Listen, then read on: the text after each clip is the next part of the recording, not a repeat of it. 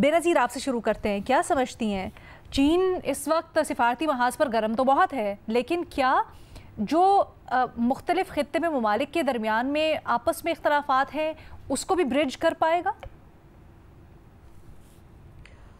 علینا، اگر بھارت اور پاکستان کا جو دیکھیں، اس میں میڈیشن کا میری انڈرسٹینڈنگ تو یہی ہے کہ چین کا کوئی خاص اتنا کردار نہیں ہو سکتا اس وقت، اس لیے کیونکہ چین کا کوئی خاص لیوریج نہیں ہے بھارت کے اوپر کہ وہ بھارت سے اپنی بات منوا سکے. جس قسم کا لیوریج چائنا کا پاکستان پہ ہے.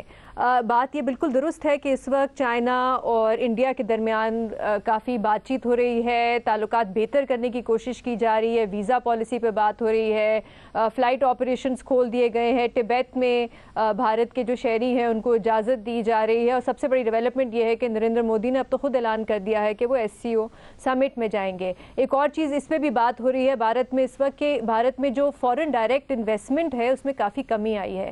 تو وہاں پہ ایک یہ بھی رائے آ رہی ہے کہ جو چائنیز کمپنیز ہیں ان پہ جو ریسٹرکشن ہے بھارت میں انویسٹ کرنے کی اس کو ختم کیا جائے تاکہ چائنا کی طرف سے وہاں سے بھی انویسٹمنٹ آئے. تو اکنامک کوآپریشن پہ بھی بات ہو رہی ہے.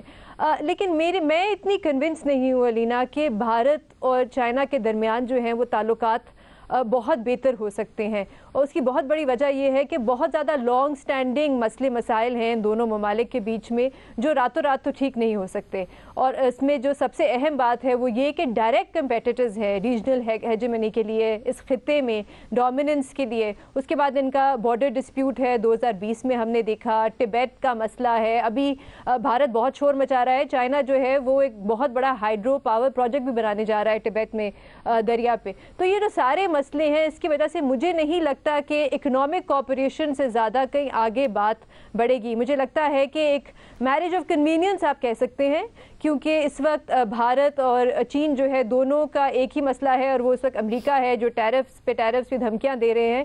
تو اس وجہ سے ایک میرج آف کنوینئنس ہو سکتی ہے، لیکن مجھے نہیں لگتا یہ زیادہ دیر چلے گی.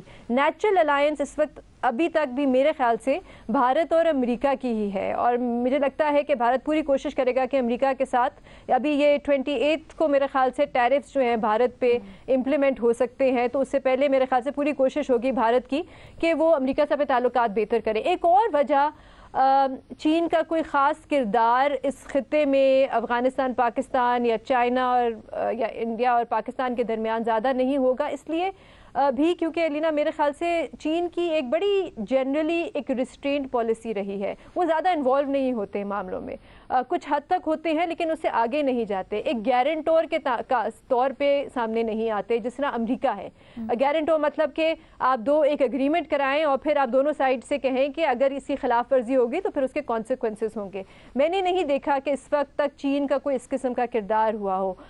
سعودی عربیہ اور ایران کے درمیان بھی جب بات چیت ہوئی تو صرف بات چیت کرانے کے لیے ایک پلیٹ فارم کے طور پہ چائنا نے ان کو ایک پلیٹ فارم دیا، لیکن اس سے آگے ان کی کوئی خاص انوالومنٹ نہیں تھی. ابھی ایران اسرائیل کی بھی جب جنگ ہوئی تو چائنا کی طرف سے بیانات تو بہت آ رہے تھے ایران کے حق میں، لیکن وہ انوالو نہیں ہوئے. امریکہ دوسری طرف سے انوالو ہوتا ہے، آپ نے دیکھا انہوں نے اسرائیل کے حق میں بمباری بھی کی ایران پہ.